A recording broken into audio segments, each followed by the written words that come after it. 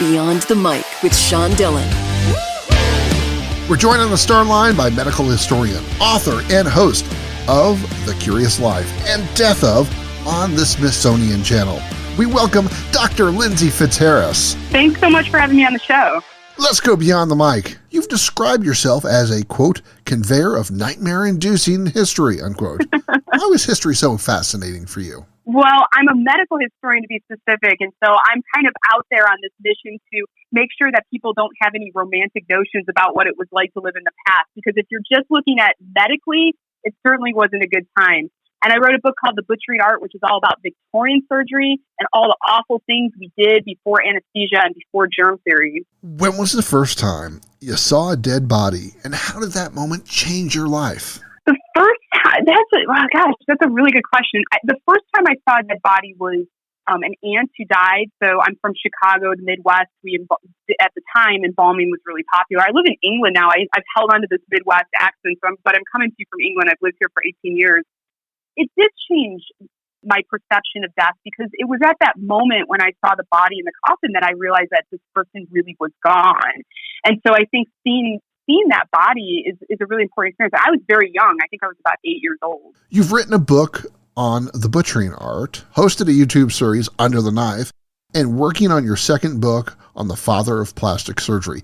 How have these things you've done changed the way people look at the past and the medical advances we enjoy today? Yeah, I think that medical history, I've been really lucky in the sense that my audience really seems to connect with medical history. You can find me on Instagram and Twitter and everywhere. I think medical history is really relatable because even if you don't like history, you know what it's like to be ill. And in 2020, we definitely have health and sickness on our minds. And I feel in that space, what would have happened if you had a toothache in 1792, or who would you have seen in 1843 if you broke your leg?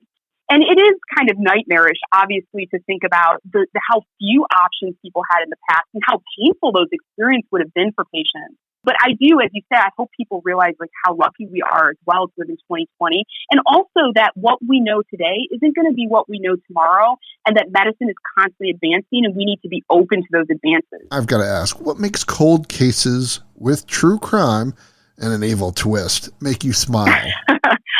Oh, you can tell I'm smiling right now. So this show really, it has everything. It's got forensic science, true crime, as you say. In the first episode, I'm reopening the case against Lindsey Fitzharris, who allegedly took an axe in 1892 and killed her father and stepmother. And I think that, if you remember that case, you remember that childhood rhyme, Lindsey Fitzharris took an axe and gave her mother 40 whacks. I think it's lived in our imagination because she was acquitted in 1893 of those crimes by an all-male jury who couldn't conceive of a woman being able to do this. And so in that sense, it's unsolved. Either she got away with murder or she had this kind of horrible thing hanging over her reputation her entire life. Now, I watched the advanced screener and watched the frustration you had with the gel dummy representing Lindsey Fitzharris' father. That was really... So we have these ballistic gel bodies, and they're made by this woman in Chris Mills out in Los Angeles, and they react just like human bodies. So they give us a great opportunity in the show to do ballistic tests, virtual autopsies. And in the case of Lindsey Fitzharris, the director hands me the hatchet, and I have to recreate the crime scene. And one of the things we were trying to show was, number one, that a woman could do it. I think it's 2020. We all know a woman could do it. But I was really shocked by the force that was needed to crack through the skull. I was really quite shocked by that.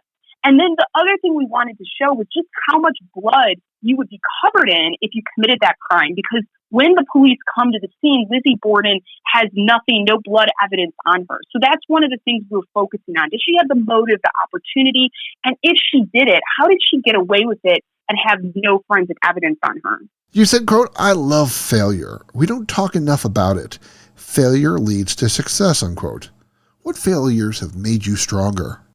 Oh, I've had many, many failures in my life. And I think that it's true. I mean, especially when you look at science and medicine, think about all of the things that fail that have to lead to success ultimately. And the many things, I mean, even when you're looking at the COVID-19 pandemic, there's going to be many things that we're going to try that are, of course, going to fail first. And that's going to help us inform us what does ultimately work. But for me, I went through a rather traumatic divorce a couple years back.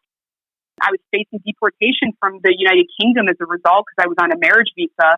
And I had to fight to stay here. I ended up writing the book, The Butchering Art. And I always say that Joseph Lister, who it's about, saved a lot of lives through his discovery of germ theory, but he also saved my life because this has lifted me into a whole new life. And I've just really enjoyed connecting with audiences over the years and getting them passionate about what I'm passionate about, which is medical history.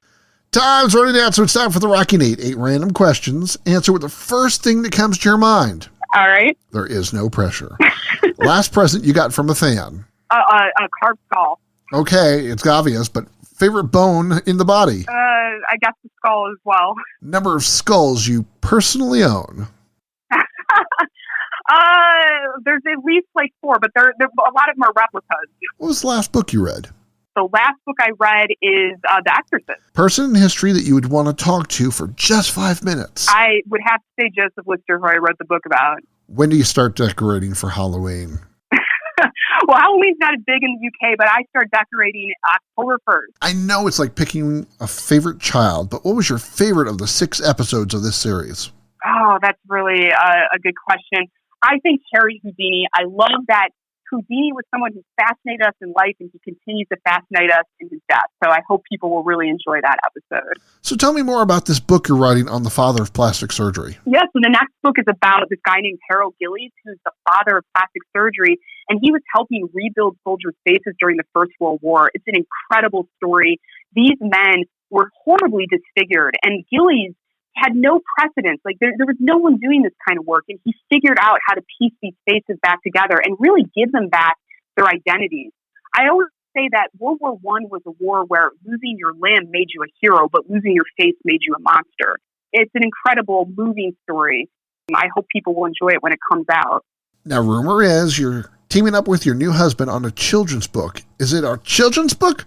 Or macabre children's book? It is. It's going to be macabre. But listen, kids are morbid. You know, I'm going to get them right when at that age when they don't really have a conscience and they just love all that horrible stuff. It's kind of a horrible history. But my husband's a cartoonist and caricaturist. He's actually working on a TV show called Spitting Image, which is kind of satirical about politics and about celebrity culture today. We are teaming up and we're going to write a book called Surge, which is all about the horrible diseases from the past and the things that doctors tried to do, some of them successful, some of them not. And it'll be a heavily illustrated book, and I really hope people love it, even adults. I hope adults as well as the children love it. How have you survived and thrived during COVID? Yeah, it's been okay. You know, as a freelancer, I can work anywhere. Actually, we did film some of the show during the pandemic. London was okay, kind of reopened about 8 weeks ago, so I was back in the studio and we took precautions and, you know, we pushed through it. So I've been very, very fortunate. A lot of people who are freelancers and creative people especially have really suffered, obviously, the loss of work at this time. But my husband and I have been very, very lucky in that sense. Morgues and sequins, an odd combination, but they work. They do, yeah. I hope so. I hope people think so. She owns at least 4 skulls, starts decorating for Halloween on October 1st, and the last book she read was The Exorcist. She's the star of the Smithsonian Channel's The Curious Life and Death of Dr. Lindsey Fitzharris. Thank you so much for having me on the show. And that, my friends, is Beyond the Mic.